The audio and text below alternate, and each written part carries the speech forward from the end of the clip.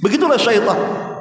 Makanya Allah Subhanahu wa taala mengatakan wala tattabi khutuwati syaitan. Jangan kalian mengikuti langkah-langkah setan, karena setan itu akan bermula dari yang kecil, kemudian meningkat ke yang besar, kemudian meningkat ke yang besarnya lagi, sampai akhirnya tujuan setan tercapai. Berzinahlah bersisa sekali, dua kali, tiga kali, sampai akhirnya berjalan bulan wanita ini hamil.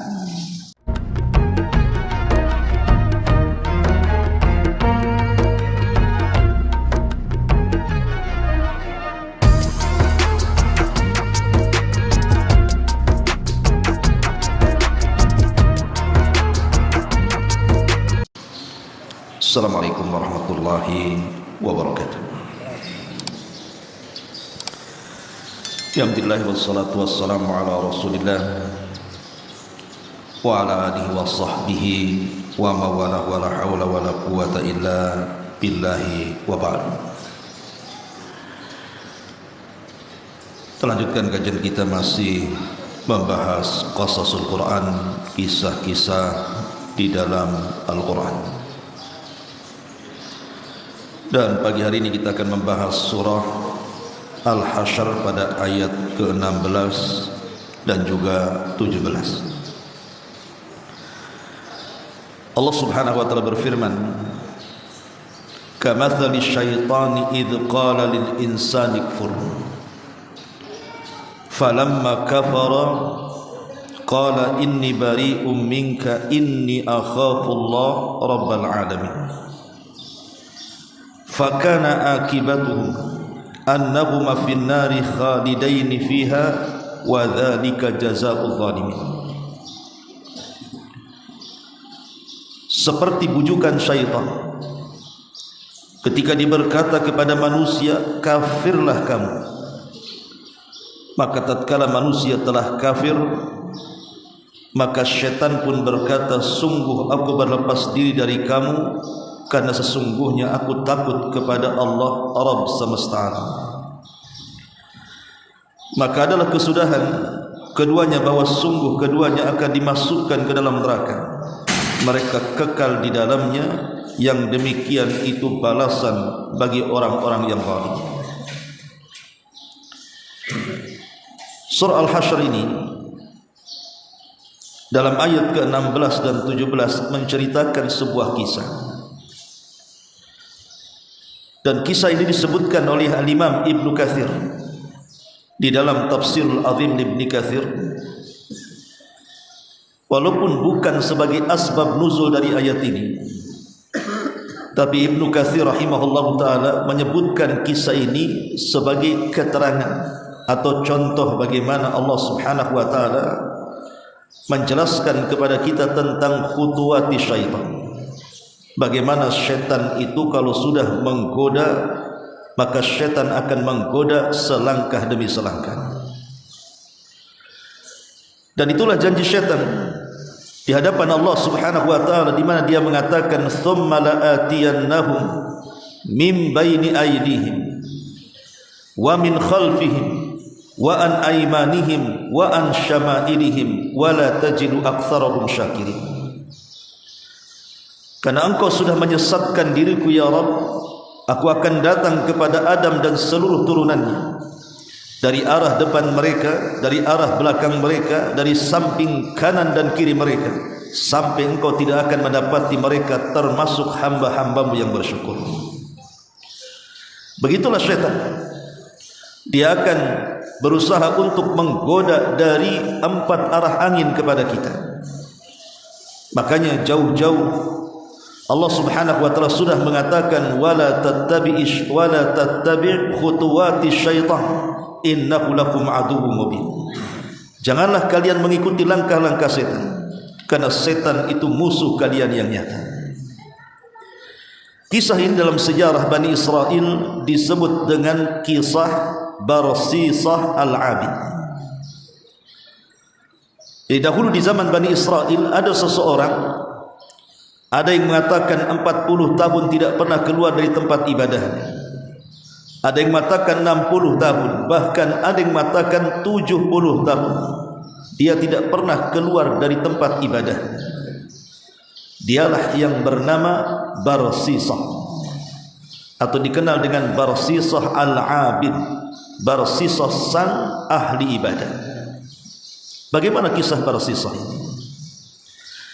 Ma'asyiral muslimin yang dimuliakan Allah Subhanahu wa taala.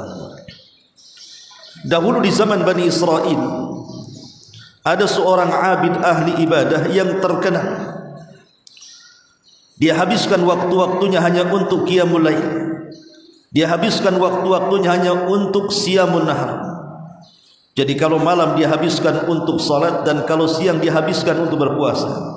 Tidak pernah bergaul dengan manusia. Seluruh kehidupannya hanya untuk akhiratnya, dan itu bertahun-tahun lamanya.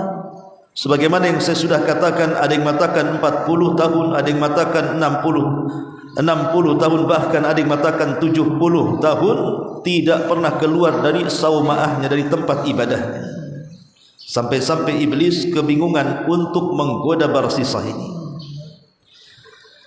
Sampai akhirnya kemudian dia kumpulkan seluruh tentaranya. Maka dipanggillah dari anak buah iblis itu yang disebut dengan Maradatul Jin. Kita tahu Maradatul Jin adalah jin yang paling jahat. Makanya di bulan Ramadan jin-jin yang seperti ini diikat dan diborgol. Ada dari kalangan Maradatul Jin, jin yang paling jahat yang disebut dengan Syaitanul Abiyad, setan putih. Itulah yang diutus oleh iblis untuk menggoda Barsisah. Sampai satu hari di tengah-tengah Bani Israel ada 4 bersaudara, 3 laki-laki dan 1 wanita. Yang 3 laki-laki ini hendak melakukan safar. Ada yang mengatakan mereka adalah abnaul malik, anak-anak daripada raja, ingin melakukan jihad.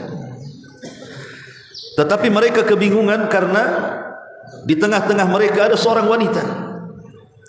Jadi mereka berpikir kemana dititipkan wanita ini. Akhirnya dari seluruh orang-orang yang bisa dipegang amanahnya di tengah-tengah Bani Israel, maka 3 bersaudara ini tertuju kepada Barsisah. Bagaimana kalau kita titipkan saudari kita kepada Barsisah? Bukankah Barsisah adalah ahli ibadah? Dia tidak pernah berhajat kepada manusia. Bahkan dia juga tidak tertarik dengan wanita. Bahkan dia habiskan waktu-waktunya hanya untuk beribadah kepada Allah Subhanahu wa taala. Berangkatlah 3 bersaudara ini untuk menitipkan saudarinya kepada Barsisah sang abid. Pada awalnya Barsisah menolaknya, karena dia tidak mau terfitnah dengan wanita. Dia mau mengkhususkan hidupnya hanya untuk beribadah kepada Allah Subhanahu wa taala. Tapi karena 3 bersaudara ini mendesaknya dan mengamanahkan wanita ini kepada Barsisah, yakin bahwa Barsisah tidak mungkin gegabah ketika diserahkan amanah. Lambat laun akhirnya kemudian Barsisah pun mau menerima wanita tersebut dengan syarat 3 orang bersaudara ini membuatkan rumah terpisah dengan tempat ibadahnya, dan dengan syarat wanita itu tidak boleh keluar dari rumahnya sampai saudara-saudaranya pulang dari safar. Akhirnya setelah disepakati, dibangunkan rumah dekat dari saumaah tempat ibadahnya Barsisah ini. Kemudian 3 saudara ini pergi safar. Kemudian hari-hari dilewati oleh Barsisah hanya sekedar menyediakan makan, kemudian meletakkan di pintu rumah itu tanpa mengetuknya, dan wanita itu sudah tahu bahwa jam sekian dia makan dan makanan sudah ada di depan rumahnya. Begitu setiap hari, tidak ada masalah dengan Barsisah. Tapi setan ini cerdas. Ketika dia menggoda Bani Adam, tentu ada jangka panjang. Setan tidak mungkin langsung mengambil tangan kita kemudian disuruh untuk berzina, disuruh untuk berjudi, disuruh untuk maksiat kepada Allah Azza wa Jalla. Tapi dia akan membuat langkah-langkah yang sangat panjang supaya kita terjerumus kepada perbuatan kemaksiatan kepada Allah Subhanahu wa taala. Dan tentu yang namanya iblis tahu diri kemana dia harus mengutus anak buahnya. Kalau seandainya anak buahnya sedikit imannya, lemah imannya, tentu juga yang diutus adalah iblis, anak buah yang kecil. Tapi kalau seandainya yang digoda itu imannya kokoh, imannya kuat, ya tentu juga yang diutus tidak sembarang setan. Dia akan mengutus setan-setan kuat yang sudah terbiasa dengan bagaimana cara menggoda manusia. Makanya kemudian diutus dari maradatus syaitan ini. Lah maradatus syaitan ini berusaha memberikan was-was kepada Barsisa dan mengatakan, ya Barsisa, kalau engkau memang hidup sendirian di tempat ibadah tanpa ada orang yang bercakap-cakap denganmu, ngobrol dengan kamu, itu sudah biasa. Tapi wanita ini tidak terbiasa. Wanita itu tidak terbiasa sendirian tanpa bercakap-cakap apabila terkurung dalam rumahnya. Sebaiknya kau bicara dengan dia. Minimalnya kau tanya kabarnya. Bukan hanya sekedar meletakkan kemudian piring makanan di depan pintunya kemudian kau pergi. Akhirnya kemudian Barsisah pun pada awalnya menolak, tapi kemudian syaitan terus memberikan was-was.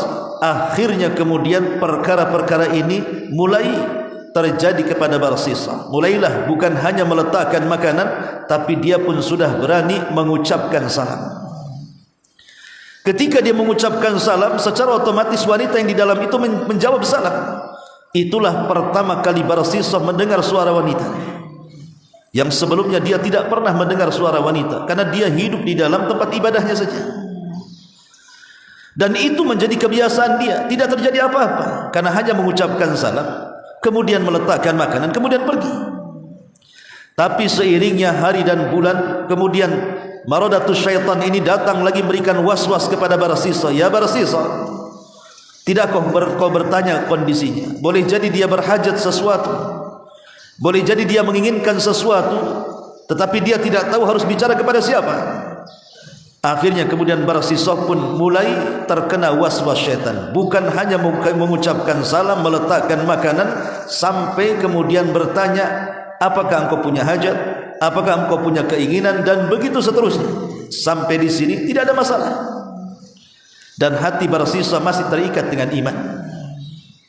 Tapi kemudian seiring waktu berjalan, maradatus syaitan ini datang lagi kepada Barsisah, kemudian memberikan was-was kepadanya. Alangkah baiknya bukan hanya kau letakkan makanan, kau ucapkan salam, kau tanya kabarnya, sebaiknya kau temani dia ngobrol. Boleh jadi dia bosan hidup sendirian tanpa ada keluarganya. Mulailah kemudian Barsisah pun terkena was-was selanjutnya. Maka disinilah kemudian terjalin ikatan komunikasi antara Barsisah dengan wanita itu.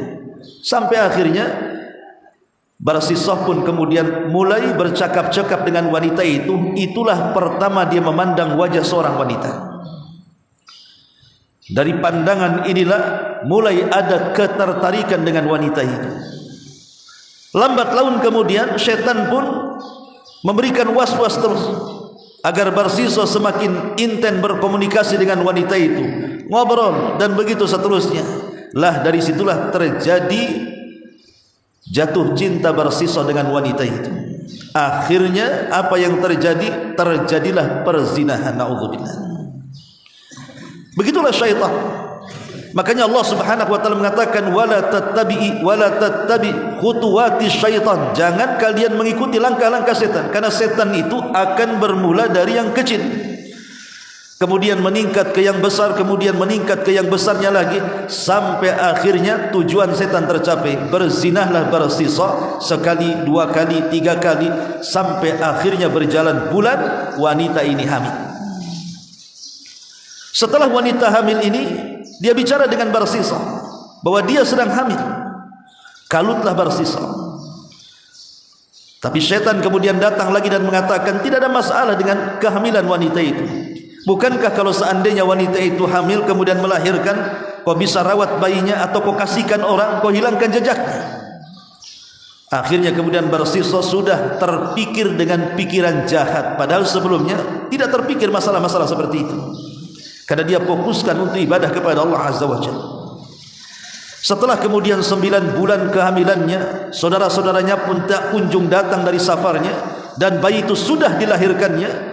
Di sinilah kemudian Barsisah mengambil bayi itu, kemudian dibawanya ke gurun pasir, disembelih, kemudian dibunuh dan dikubur. Na'udzubillah. Berawal dari perzinahan, berakhir dengan pembunuhan.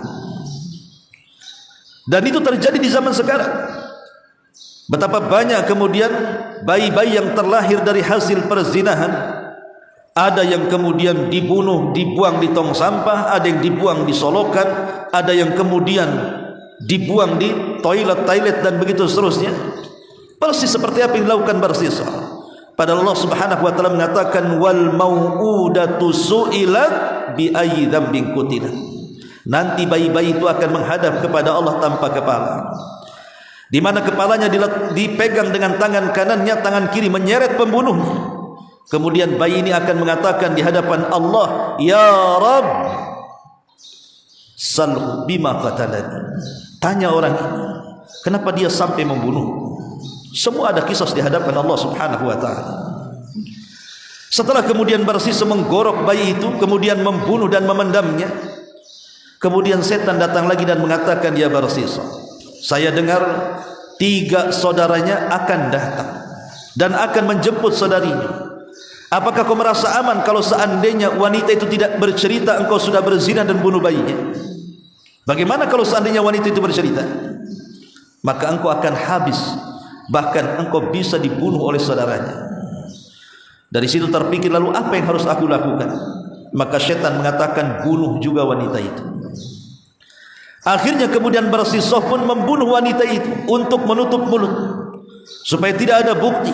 Kemudian setan mengatakan, nanti kalau seandainya 3 saudaranya bertanya kemana saudarinya, katakan saja dia sakit parah, kemudian dia meninggal, kemudian kau kuburkan. Pasti mereka percaya, karena di Bani Israel tidak ada orang yang lebih abid dibandingkan dirimu. Akhirnya apa yang terjadi? Kemudian dibunuh juga wanita itu. Na'udzubillah. Dia sudah membunuh bayinya, sekarang ibunya dibunuh. Lengkaplah kejahatan Barsisa itu. Ketika betul-betul saudaranya datang, kemudian mengatakan, di mana saudari kami? Maka Barsisa sebagaimana was-was dari syaitan mengatakan, saudarimu sakit, kemudian parah, kemudian meninggal, kemudian aku fardu kifayahkan, aku kuburkan, selesai. Karena yang bicara seorang ahli ibadah, tentu percaya saja. Akhirnya kemudian 3 saudara ini merasa berdosa. Kenapa dia sampai meninggalkan saudarinya sampai akhirnya meninggal dunia? Maka 3 saudari ini pulang dalam kondisi menyesal senyesal-nyesalnya. Sekarang syaitan kemudian untuk lebih menghancurkan Barsisa, mendatangi 3 bersaudara ini dalam mimpi mereka bertiga, dan semua mimpinya sama dan mirip. Apa mimpinya? Memberitahu bahwa saudarinya telah dibunuh Barsisa, saudarinya telah dihamili Barsisa, kemudian bayinya dibunuh, akhirnya ibunya juga dibunuh. Ketika masing-masing bangun dari mimpinya, saling bercerita satu dengan yang lainnya, kok ada kemiripan antara mimpi saya dan anda? Dari situlah kemudian 3 orang ini semakin yakin dengan mimpinya, kemudian mulailah bertolak ke rumah Barsisa. Setelah kemudian diinterogasi, Barsisa tidak mengaku. Akhirnya kemudian dilaporkan kepada mahkamah di zaman itu, kepada qadhi kerajaan. Setelah mengalami persidangan yang lama, akhirnya sang hakim memutuskan Barsisa bersalah. Betapa malunya Barsisa, seorang ahli ibadah. Rupanya dia seorang pezinah, bahkan pembunuh. Harus diletakkan di mana mukanya? Kemudian akhirnya dia pun diikat di tiang saliban. Setelah diikat di tiang saliban, diarak oleh manusia, begitu malunya Barsisa, dan dia tidak mungkin lepas dari hukuman mati. Lah di tengah-tengah dia sedang disalib itu, setan datang lagi kepada Barsisa. Sekarang dia datang dalam bentuk wujud aslinya dan mengatakan, ya Barsisa, sesungguhnya akulah yang telah menyesatkan kamu. Aku yang telah memberikan was-was sehingga engkau berbuat kejahatan, tapi aku bisa menyelamatkan kamu. Aku bisa menyelamatkan kamu. Engkau akan terbebas dari tuduhan, bahkan engkau akan terbebas dari kematian. Mereka yang salah. Akhirnya kata Barsisa, karena dia sudah kalut, tidak bisa berpikir sehat, dia mengatakan, macam mana caranya? Maka kata syaitan ini, sujudlah kepadaku. Kata Barsisa, macam mana kau akan sujud? Aku sedang disalib, aku sedang diikat di tiang. Maka syaitan mengatakan, cukup engkau menundukkan mukamu, kepalamu, tanda sujudmu kepadaku, pasti ku tolong kamu. Akhirnya kemudian Barsisah pun menganggukkan kepalanya seolah-olah dia sedang sujud kepada syaitan. Setelah betul-betul Barsisah sujud kepadanya, syaitan pun meninggalkan dia karena dia takut kepada Allah akan perbuatannya. Dan dia mengatakan, inni bari'um mink, aku berlepas diri dari kamu, aku takut kepada Allah. Setannya pun takut kepada Allah. Ketika kemudian setan ini sudah pergi, datanglah tukang jagal, kemudian memenggal Barsisah di tiang gantungan. Disitulah Allah Subhanahu wa taala katakan, kamatsali syaitan idz qala lil insani kfur, ketika setan berkata kepada manusia, maksudnya Barsisah, ukfur, kufur kamu. Akhirnya si Barsisah pun kufur sampai sujud kepada setan. Falamma kafara, ketika dia sudah kufur karena sujud kepada setan, qala, maka si setan mengatakan, inni bari'um minka, aku berlepas diri dari kamu wahai Barsisah. Inni akhafullah, karena aku takut kepada Allah Subhanahu wa taala, Rabbul alamin, dialah Rabb semesta alam. Ini satu kisah. Dalam versi yang lain kisahnya adalah Barsisah ini dia seorang ahli ibadah, dikenal dengan ibadahnya di tengah-tengah Bani Israel. Iblis tidak sanggup menggodanya, bahkan iblis berusaha berupaya untuk menyesatkan Barsisah, tidak bisa. Akhirnya kemudian iblis menyuruh maradatus syaitan, setan putih ini, untuk berpura-pura menjadi ahli ibadah juga. Jadi utusan setan yang berpura-pura menjadi ahli ibadah ini bertamu ke rumah Barsisah. Kemudian dia minta izin untuk sama-sama beribadah di tempat ibadahnya Barsisah. Lihat bagaimana setan sampai dia rela berpura-pura beribadah dengan Barsisah untuk menumbangkan akidahnya Barsisah. Subhanallah, setan ini yang menjelma menjadi orang yang ahli ibadah, rupanya setelah berhari-hari, berbulan-bulan, bertahun-tahun, lebih ahli ibadah dibandingkan Barsisah.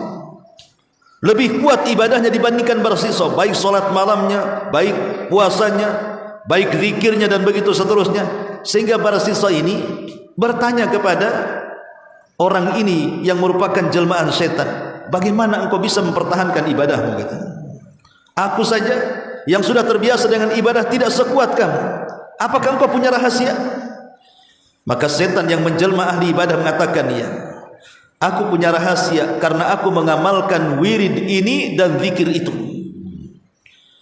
Maka Barsisah mengatakan, bagaimana kalau kau ajarkan wiridmu dan zikirmu kepadaku agar aku bisa beribadah seperti ini?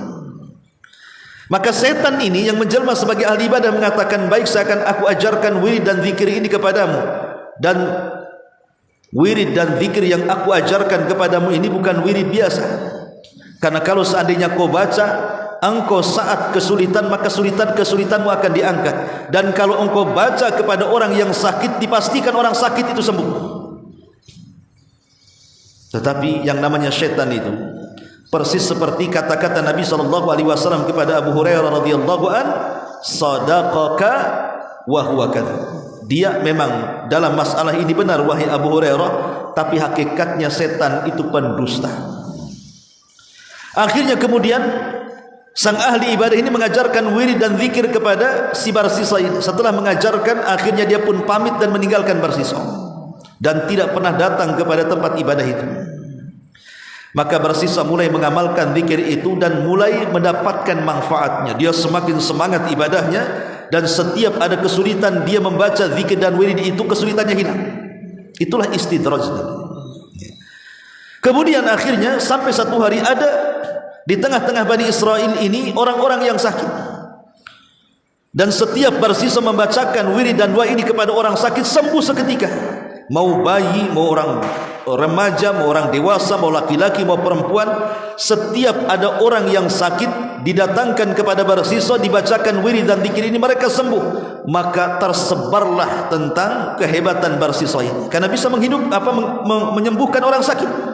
Sampai pada waktunya ada seorang putri dari anak raja, dia sakit, dan berusaha untuk disembuhkan ke tabib ini dan itu. Para tabib sudah angkat tangan, tidak sanggup menyembuhkannya. Sang raja mendengar bahwa ada seorang ahli ibadah mampu menyembuhkan penyakit. Dia tertarik dengan sang ahli ibadah ini. Dipanggillah kepada kerajaan untuk datang. Maka setelah kemudian Barsiso datang kepada kerajaan dan mengatakan, mana putrimu yang sakit? Kemudian ditunjukkan, mulai Barsiso berkomat kamit, berwirid dan berzikir. Subhanallah, Allah uji di sini. Rupanya tidak mempan wirid dan zikir itu. Tidak bisa, tidak sembuh. Berkali-kali dia tidak sembuh juga. Sampai pada waktunya, setan yang menjelma tadi tiba-tiba datang. Ketika datang berkunjung ke rumah ibadahnya, Barsiso mengadukan perkaranya dan mengatakan, aku sudah mengamalkan wirid dan zikirmu kepada orang-orang yang sakit dan mereka sembuh, tapi kenapa putri raja tidak sembuh? Akhirnya kemudian iblis yang menjelma ahli ibadah mengatakan, ya, karena engkau membaca di hadapan orang-orang, sebaiknya bawa gadis itu ke rumah. Di tengah-tengah engkau berzikir, engkau menyendiri antara engkau dengan Allah, minta kepada Allah kesembuhan. Kemudian kau bacakan zikir-zikir itu di tengah kesepian. Mudah-mudahan Allah mengijabah keinginan. Lihat bagaimana syaitan. Dia berusaha untuk menyesatkan Barsiso. Akhirnya kemudian kata Barsiso kepada sang raja, kalau putri ingin sembuh ya harus diletakkan di rumah dan jangan pernah kau datang sampai dia sembuh. Diletakkan gadis itu di rumah Barsiso. Maka setiap malam Barsiso berdoa kepada Allah Azza wa Jalla, kemudian membacakan wirid dan zikir yang diajarkan setan yang menjelma ahli ibadah, tak pun kunjung sembuh. Tetapi masalahnya, gadis ini adalah secantik-cantiknya wanita. Jadi saat kemudian pengobatan itu, dia melihat paras wanita itu yang cantik luar biasa. Disitulah setan memberikan was-was, akhirnya tergoda, kemudian jatuh cinta dengan gadis itu. Lama-lama kemudian diterapi sama dia. Akhirnya kemudian entah setan apa yang merasuki dia, akhirnya Barsiso pun menggauli atau berzinah dengan wanita itu, sampai kemudian wanita itu hamil. Naudzubillah, ya. Setelah wanita itu hamil, maka Barsiso kemudian kebingungan. Ini anak raja, bukan anak biasa, pasti hukumannya berat.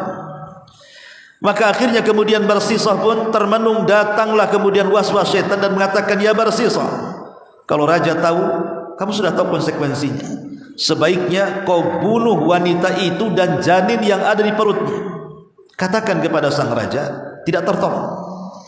Dan dia pasti akan makluminya, karena memang tidak ada satupun dokter dan tabib yang mampu mengobatinya. Sudah semuanya angkat tangan. Jadi kalau engkau memiliki alasan seperti itu, pasti akan diterima alasannya. Akhirnya betul dibunuhnya wanita itu yang sedang sakit dan janin yang ada di kandungannya. Naudzubillah. Kemudian dia melaporkan kepada sang raja, tapi sang raja tidak yakin. Ini ada kecurigaan. Makanya kemudian setelah diadakan penyelidikan kepada sang Barsiso ini, kemudian dibawa sampai kepada mahkamah pengadilan di zaman itu, terbukti Barsiso membunuh wanita itu. Maka Barsiso pun ditangkap, kemudian diikat dengan rantai.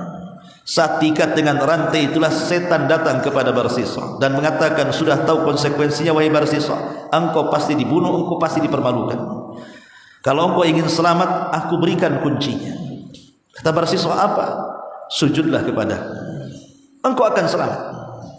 Akhirnya kemudian Barsiso pun dengan terpaksa sujud kepada setan. Setelah kemudian sujud, setan pergi dan mengatakan, inni bari'um mink, inni akhafullah rabbal alamin. Aku berlepas diri dari kamu, aku takut kepada Allah karena dia Rabb semesta alam.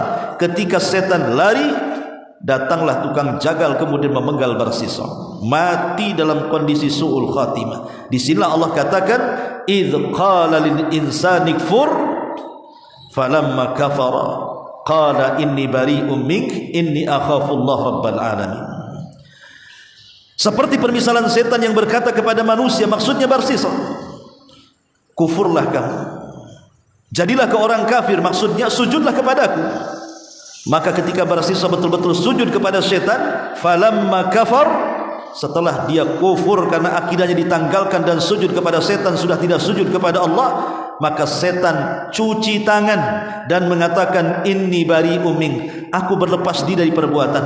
Inni akhafullah, karena aku takut kepada Allah Rabbal Alamin, Rabb semesta alam. Lihat, ini pelajaran bagi kita bagaimana khutuwati syaitan. Terkadang syaitan ini datang kepada kita bukan dalam bab maksiat saja, tapi datang kepada kita dalam bab ibadah. Dia menyuruhnya kita untuk memperbanyak ibadah kepada Allah Azza wa Jalla, sampai pada waktunya ibadah itu akan menghancurkan dirinya. Boleh jadi karena riya, boleh jadi karena sum'ah, boleh jadi karena ujub, ketakabur dan yang semacamnya, ataupun mengajak manusia untuk melakukan kemaksiatan selangkah demi selangkah. Jadi setan itu ada jangka pendeknya, ada jangka panjangnya. Maka dari sini kita tahu kecerdasan syaitan. Makanya kenapa kemudian Allah Subhanahu wa taala sudah memperingatkan di dalam Al-Qur'an tentang bahaya syaitan ini, agar kita senantiasa mengenali madakhil syaitan, tempat-tempat masuknya setan kepada diri kita. Dengan cara apa? Dengan cara menjaga diri kita dengan zikir, dengan wirid, dengan doa, baca Quran dan lain sebagainya yang sudah diajarkan dalam syariat kita kepada kita untuk menjauhkan kita dari godaan syaitan. Inilah kisah Barsisa, sang abid yang dimurkai Allah Subhanahu wa taala. Subhanaka wa bihamdika asyhadu an la ilaha illa anta astaghfiruka wa atubu ilaik. Allahu taala alam. Assalamualaikum warahmatullahi wabarakatuh.